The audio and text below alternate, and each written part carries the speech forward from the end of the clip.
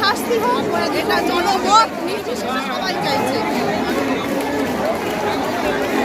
যারা নির্লজ্জ অপরাধ করেছে তাদের কঠোরতম শাস্তি, এটাই আমরা দাবি করছি। আর নারী সুরক্ষা থাকুক। আমরা শ্রীরামপুর বটতলায় আজকে শ্রীরামপুরের মানুষজন সবাই মিলে একত্রিত হয়েছি।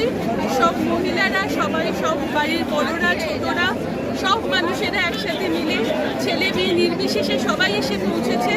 ছেলেরা সুযোগ করে দিচ্ছে মেয়েদের আজকে এই রাতকে দখল করার জন্য। সবাই সবাইকে কোঅপারেট করছে।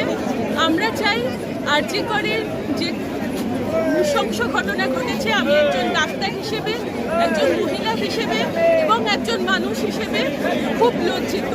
আমরা চাই এই বিষয়ে খুব তাড়াতাড়ি জুডিশিয়াল এনকোয়ারি হোক, খুব তাড়াতাড়ি এই এনকোয়ারি শেষ করে, কারণ justice delayed is justice denied, আমি এটা মনে করি।